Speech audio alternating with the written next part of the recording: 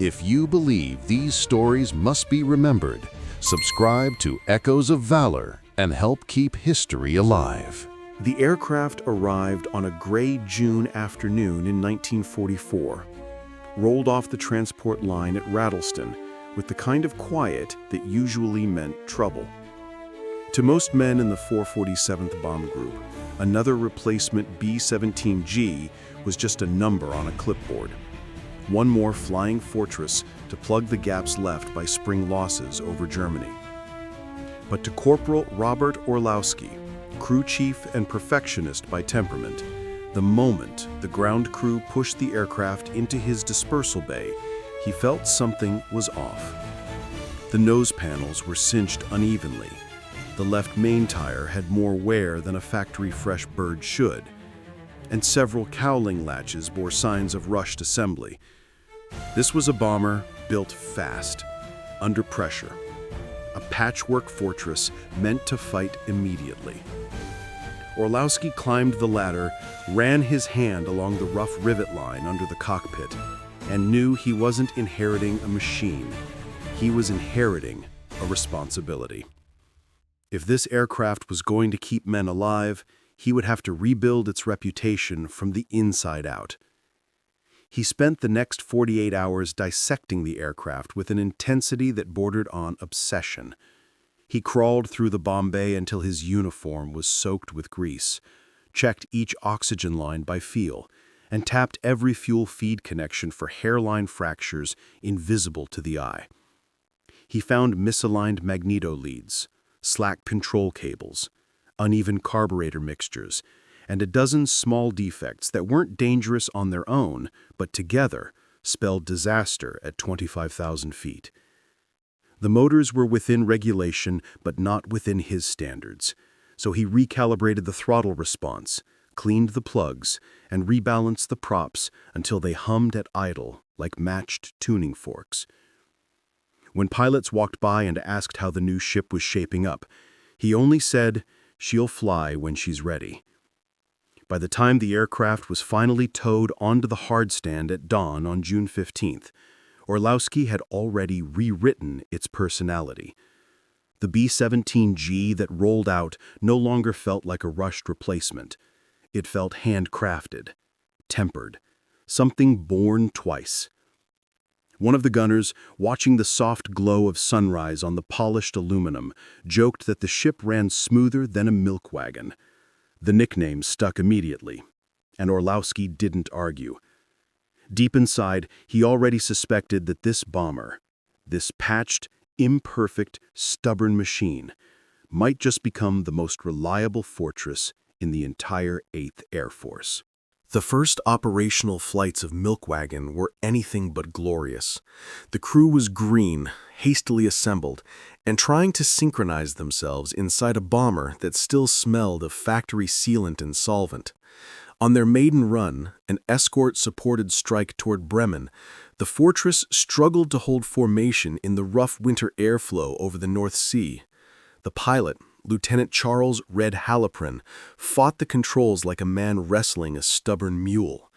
The instruments read well enough, but the plane drifted half a wing's width left whenever they climbed above 18,000 feet, and the tail vibrated during tight turns.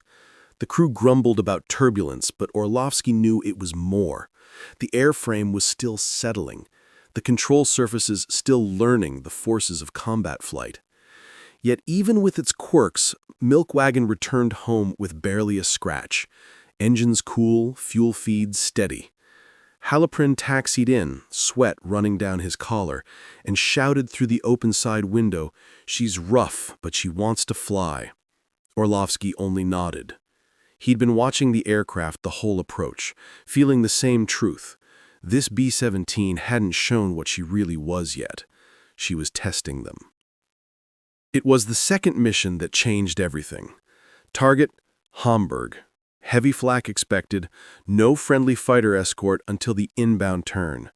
It was a brutal test for any bomber, let alone a newcomer. Halfway to the coast, Milkwagon's right inboard engine stuttered, coughed black smoke, then stabilized. Most pilots would have throttled back to baby at home. Halleprin didn't. He held formation, trusting Orlovsky's movements and the crew's growing instincts. Over Hamburg, they descended into a furnace of bursting 88s.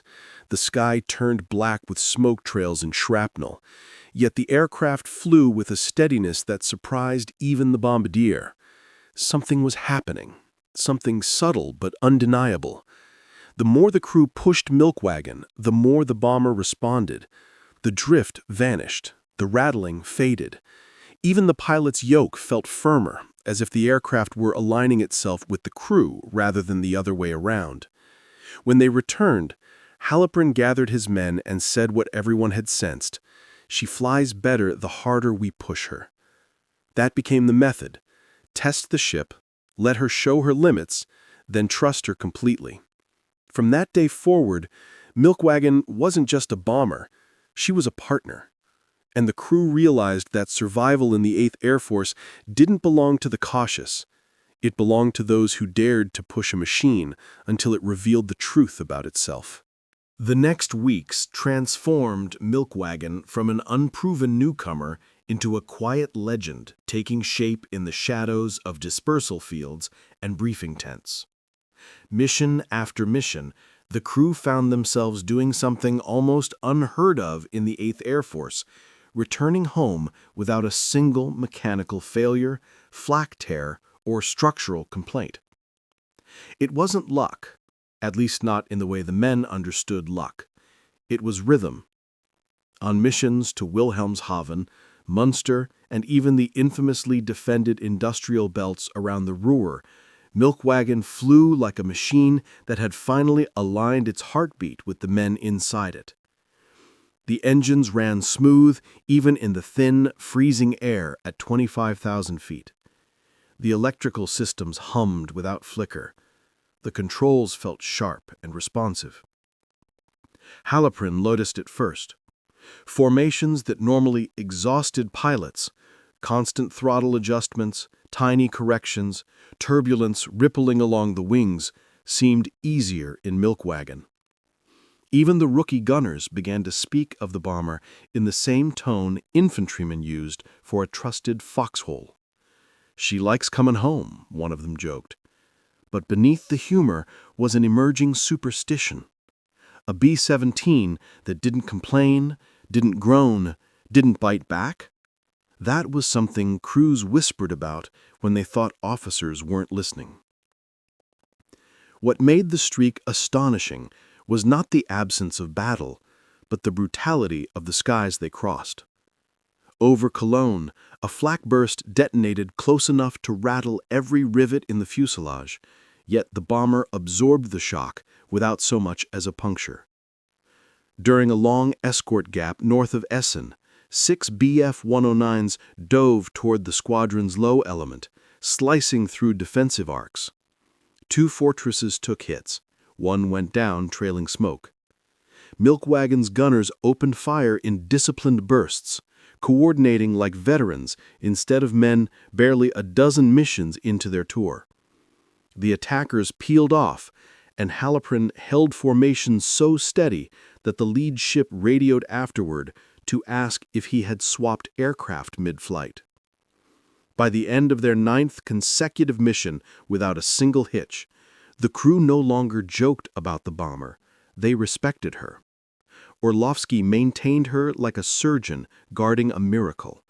Halpern flew her with a confidence bordering on reverence.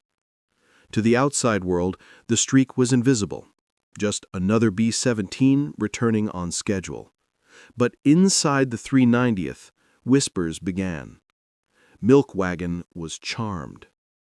And in a war where steel burned, wings tore, and lives vanished in seconds, anything that defied the odds, even for a little while, felt like something sacred.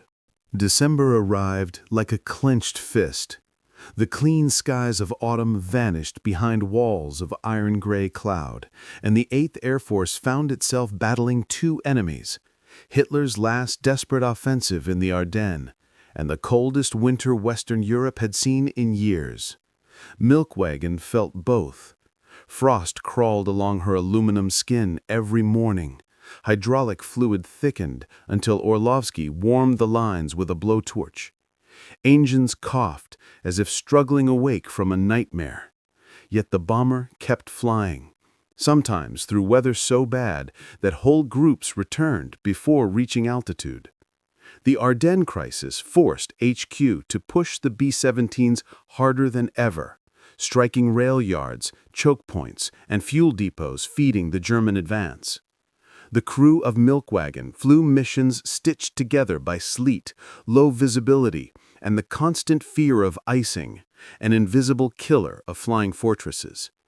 Halperin's knuckles turned white on the yoke as the bomber shuddered through turbulence that felt like being punched by a giant. Still, the engines responded, the controls held firm, and the bomber clung to formation like a veteran refusing to be beaten by the weather. But everyone sensed it. Perfection cannot outfly winter forever. The breaking point came over the Ardennes itself, not from flak or fighters, but from the sky.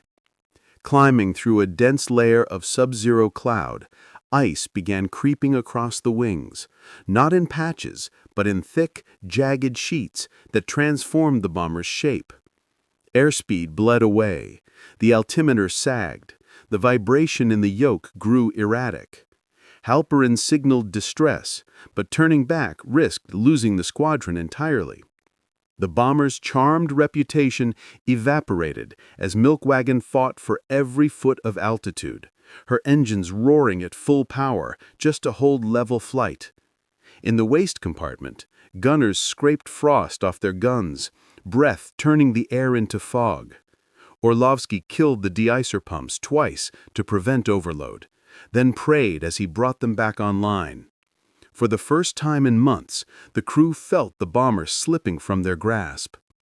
When they finally punched through the cloud layer into clean blue sky, they were behind formation and dangerously exposed. Below, the Battle of the Bulge churned in smoke and fire. Above, sunlight glinted off their ice-scarred wings. It was the moment Milkwagon stopped being an invincible machine and became what she truly was. A remarkable bomber pushed to her physical limits, kept alive only by skill, desperation, and a crew unwilling to let her fall. By early 1945, Milkwagon was no longer just a sturdy B-26. She had become a living legend within the 322nd Bomb Group. Crews rotated, faces changed, and missions evolved, but the aircraft's reputation only grew. Ground personnel treated her almost ritualistically, checking every bolt twice, then a third time just in case, convinced that her unbroken streak was tied as much to respect as to maintenance. New pilots, before their first sortie with the unit, were often led to the aircraft as if they were being introduced to an elder whose approval mattered. "You fly her clean, you bring her home," veterans would say. Superstition and professionalism blurred into one seamless culture, and Milkwagon became the symbol of everything the group believed about precision, discipline, and survival.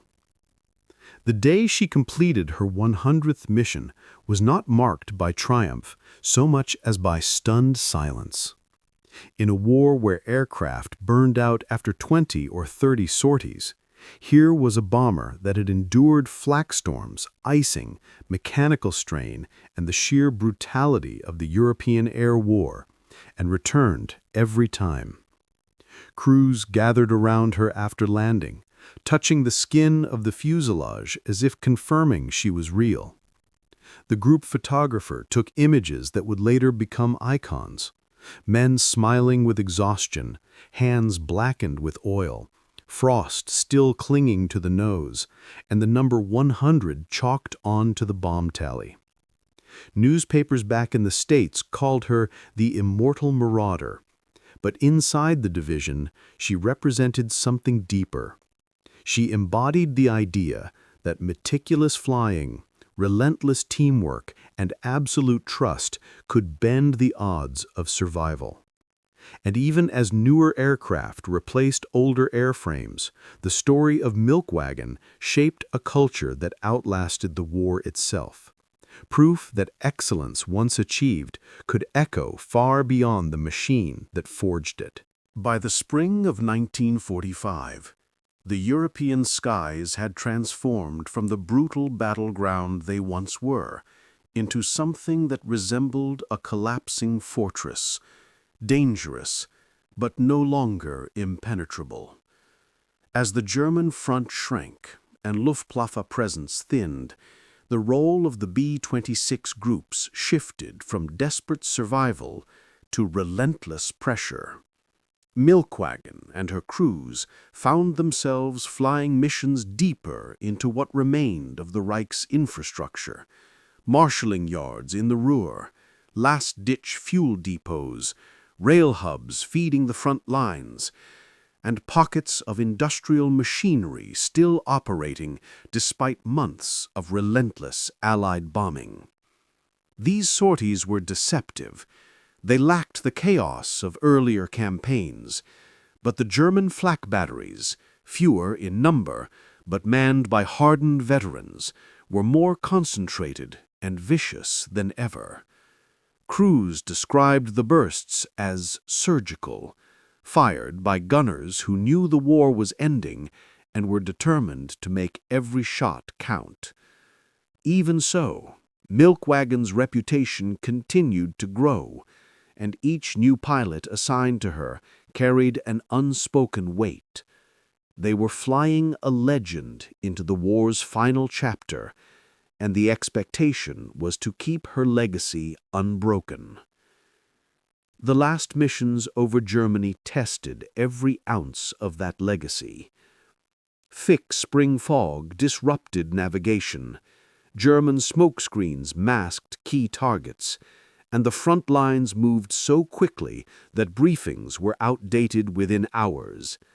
Yet Milkwagon continued to carve her path through the war's dying defenses, bringing bombs precisely onto targets that German logistics desperately needed to survive another day.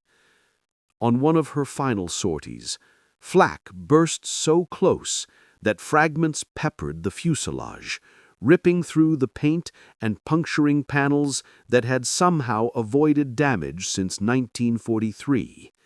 When she returned to base, ground crews ran their hands along the new scars, not with fear, but with a strange sense of inevitability. It was as if the war, in its final breaths, had tried one last time to break the unbreakable. But the aircraft landed, engines coughing, tires smoking, her crew exhausted yet intact. As Germany collapsed and the guns fell silent, Milkwagon rolled back to her hardstand for what everyone knew might be the final time in combat. She had survived the worst skies in Europe, delivered her blows with precision, and outlasted the very war she had been built to fight. When victory in Europe was finally declared, Milkwagon and her crew felt the strange stillness that followed the end of a long, punishing rhythm. For more than 2 years, the aircraft had lived in a world of revving engines, flak bursts, and the thunder of bombs cutting through cloud cover. Now, instead of pre-dawn briefings and frantic maintenance checks, there were quiet mornings, uncertain orders, and a feeling of suspension, as if time itself was trying to remember how to move forward without the weight of war. The airfields across France slowly emptied as squadrons were reduced, consolidated, or prepared for shipment across the Atlantic. Some crews were discharged immediately, others were held in a limbo of paperwork and shifting plans. For the men who had flown Milkwagon, the approaching return home came with mixed emotions: pride at having survived, guilt over those who didn't, and the awareness that they were leaving behind a machine that had become something more than metal. When the orders finally arrived, the crew packed their duffels, took one last walk around their aircraft and tried to memorize every rivet line, every patched panel, every scar that had carried them through the worst skies in Europe. For Milkwagon, however, the end was far less ceremonial. She did not sail home on a carrier deck, nor did she receive the preservation crews believed she deserved. Instead, like thousands of combat aircraft suddenly deemed unnecessary in a world racing toward peace, she was ferried to a holding field in England, then reassigned to the vast disposal yards that were filling with B-17s, B-24s, P-47s, and every other machine that once defined the Allied war effort. Ground crews logged her arrival, gave her engines a final inspection, and chalked a faint serial on her nose, just another aircraft awaiting its fate. Some believed she might be sold to a foreign air force. Others hoped she would be preserved as a symbol of what the 322nd had accomplished. But no such orders came. At some point in the winter of 1946, her designation disappeared from the records, lost among thousands of surplus airframes slated for scrap. No photograph captured her final hours, and no logbook recorded the moment her aluminum skin met the cutter's torch. She simply vanished, absorbed into the anonymous mass of machines that had served their purpose too well to be remembered individually. For her crew, the legend lived on only in their stories, told years later at reunions to their children or to anyone willing to listen. Milkwagon had given them life in the deadliest skies of Europe, and then, as quietly as she had risen to fame, she returned to dust. In the decades that followed the war, the name of the man behind Milkwagon's extraordinary reputation rarely appeared in books or official citations. He avoided interviews, skipped commemorative ceremonies, and quietly declined offers to speak at aviation clubs or military academies. To his neighbors, he was simply a mechanic with patient hands and an old back injury he never explained. Yet those who had flown beside him during the war understood exactly what he had done. He had bent chaos to his will. While other crews accepted that mechanical failure, weather, and enemy fire were the unavoidable dice rolls of the air war, he refused to surrender anything to chance. Every pre-flight inspection was a ritual, every repair a personal vow. He could hear misalignments that others swore weren't there, and feel engine trouble hours before instruments agreed. His work wasn't glamorous, but it was relentless, and it turned Milkwagon into something nearly mythical. In a conflict defined by unpredictability, he created reliability where none should have existed. After the war, that discipline never left him. He kept his tools organized with near-military precision, woke before sunrise, and maintained a quiet code of perfection that only he fully understood. But time has a way of revealing what modest men try to hide. As archives were digitized and squadron histories rewritten, researchers searching for patterns in aircraft survival rates kept encountering the same anomaly: a single B-26 whose record defied statistical logic. Veterans who had served with the 322nd Bomb Group began sharing their memories online, stories of a man who, armed only with a toolbox and an unbreakable will, had kept a medium bomber flying through some of the worst conditions in the European theater. Soon, aviation historians were contacting surviving crew members, piecing together how one crew chief had created a maintenance culture so precise, so obsessive, that it lifted Milkwagon from a standard combat aircraft into a phenomenon. Younger generations of mechanics and pilots began citing him in forums and training talks, calling him the man who beat chaos, not through heroics in the sky, but through mastery on the ground. He never sought recognition, and he never returned to the airfields where his legend was born. Yet his legacy endures in every technician who refuses to cut corners, in every pilot who trusts their crew implicitly, and in every historian who searches for the quiet figures who shaped victory without ever stepping into the spotlight.